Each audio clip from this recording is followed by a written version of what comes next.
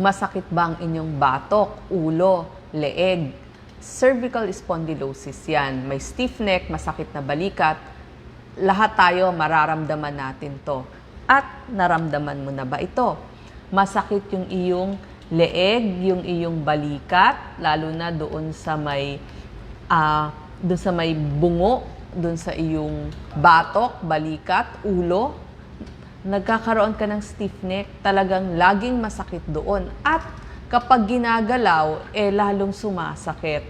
Yung sakit pumupunta doon sa inyong braso hanggang doon sa inyong mga kamay. Tapos parang may mga tusok-tusok simula doon sa inyong braso hanggang sa dulo ng inyong mga daliri. Pag iginalaw nyo yung inyong leeg, lalong sumasakit. Paggising nyo, nagka-stiff neck na kayo, lalo na pagkatapos matulog.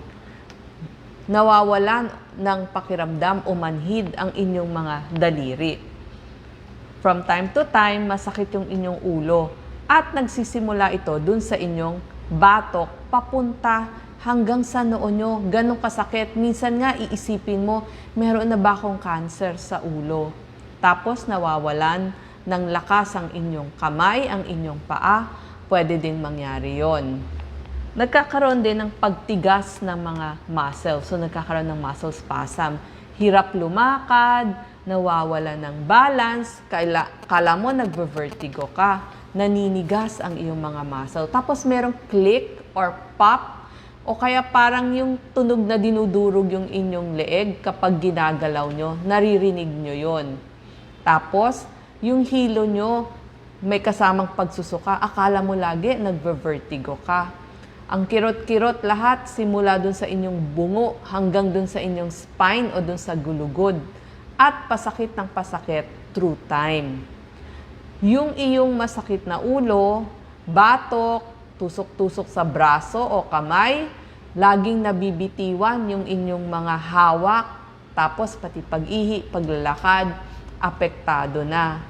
Yung iba, bukod dun sa hilo o akala lang vertigo, nawawalan din ng malay. Cervical spondylosis po lahat ng inyong naramdaman.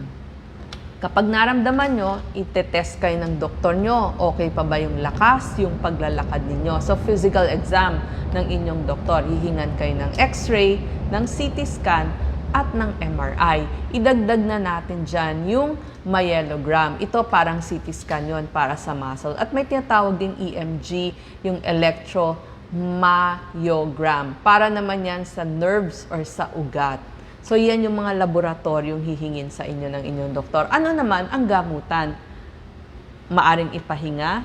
Bibigyan kayo ng mga iinuming gamot katulad ng ibuprofen, naproxen, diclofenac, example lang ho yan. Ang mahalaga sa lahat, rehab medicine o physical therapy. So, kailangan ipapa-exercise kayo, ipapa-stretches kayo ng inyong doktor. Pwedeng malamig pero sabi nila mas maganda yung mainit. So, pag nilagyan ng init, 20 minutes lang. 20 minutes at a certain time, kahit 3 to 4 times a day. Tapos, pwede pong ipamasahe, ang tawag doon, myotherapy. Nakakatulong din po yun. Siyempre, ayaw na natin yung opera, pero kung talagang malala na dumadating din yung pagkakataong ganon. Ito yung mga trabaho na kung lagi kayo nakayuko, kailangan magkakaroon kayo ng mga short breaks. Halimbawa, 20 minutes in between pag nagko-computer kayo. So, kailangan mag-relax muna kayo. Every 20 minutes, tingin sa malayo, ganon, para ma-relax yung inyong leeg. Sinong mga doktor ang pupuntahan nyo? Rehab medicine doctor. O kaya orthopedic surgeon, pwede rin ang physical therapist at rheumatologist. So sila po yung mga gumagamot ng cervical spondylosis. Ano ang example nung paggamot sa inyo? Yung chin tuck, yan.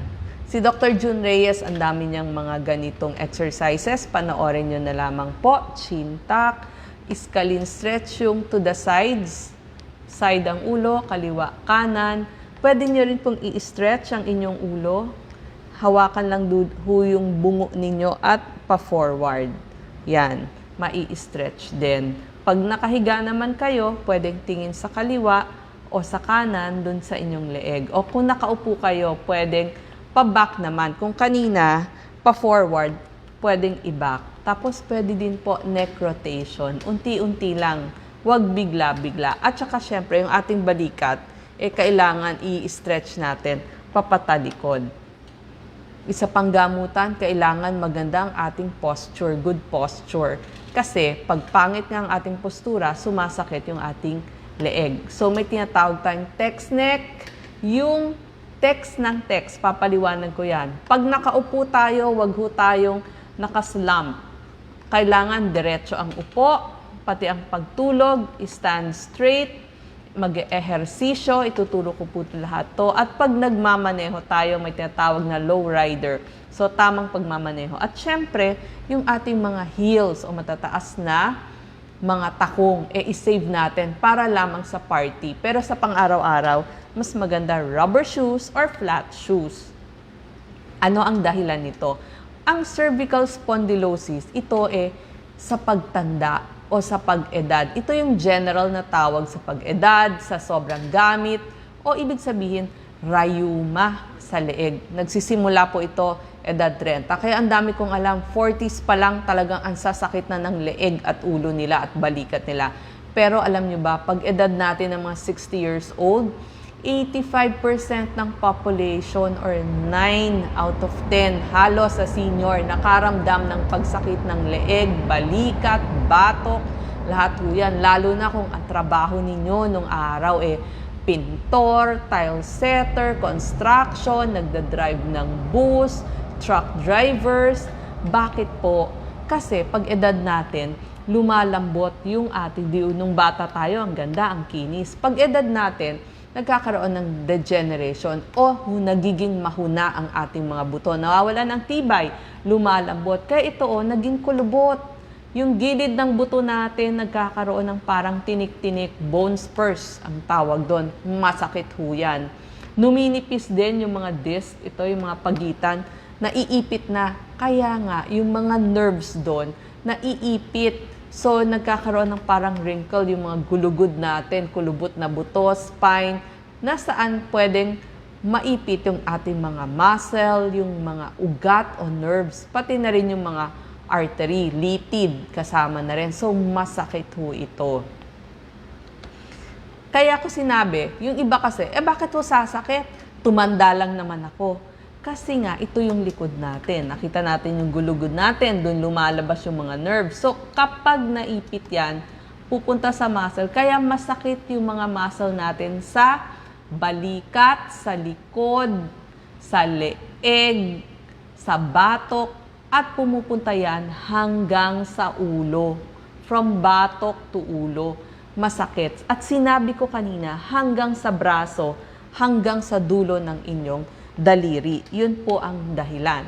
Ito na po ang gamutan. Idagdag ko lang, good posture. Kailangan diretso ang ating pagtayo, diretso ang ating ulo, yung balikat natin, ihilahin nyo patalikod para mas maganda, wag kuba. Yung ating puson, medyo ipitin natin, hands, yung ating kamay sa gilid, diretso lang ho ang ating mga knees, at kailangan maganda yung ating suot na sapatos katulad ng rubber shoes. Pag umuupo, diretso ho tayo. Pag naka-computer lagi, diretso lang ang tingin dun sa ating computer o sa ating cellphone. Naka-relax ang kamay, may patungan ang paa. Kapag nagda-drive, diretso po. Pwede tayo maglagay dito ng maliit na tuwalya o kaya unan para hindi rin sumakit ang ating mga leeg. Ito yung sasabi kong text neck syndrome. Kasi gusto ng leeg natin diretso para hindi, kasi mabigat ho yung ating bungo. So gusto niya walang bigat.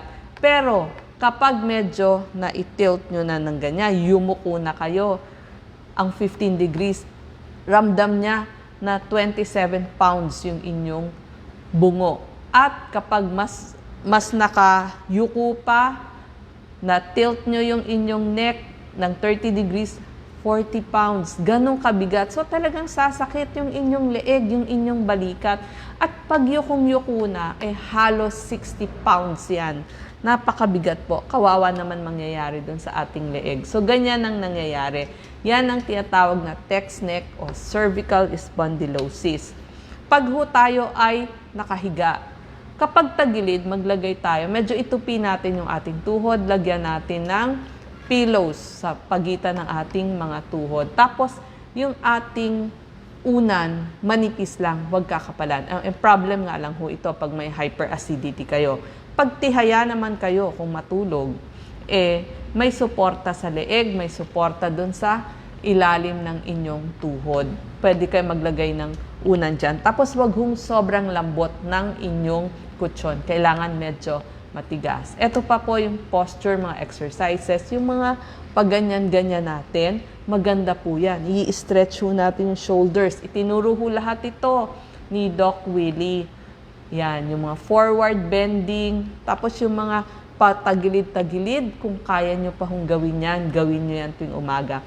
At mag-i-stand po kayo, yung wall stand, maganda yan, para ma-remind tayo kung tama ba yung ating posture o postura. Siyempre, paliitin ng bilbil para hindi hirap yung ating gulugod o spine. Ito po, taas-baba lamang ng inyong puwitan. Pwede rin ho, para kayong letter L, itataas naman yung balikat. Ito mahirap-hirap, pero kung kaya nyong gawin, pwede rin ho sa wall. Doon na lang ho kayo mag-wall push-ups. Ito, cat and camel. Taas, baba. Yan po ang tinatawag natin na cervical spondylosis. Sumakit ang inyong ulo, balikat, leeg. Sana mawala sa lahat ng ating tinuro. Salamat po.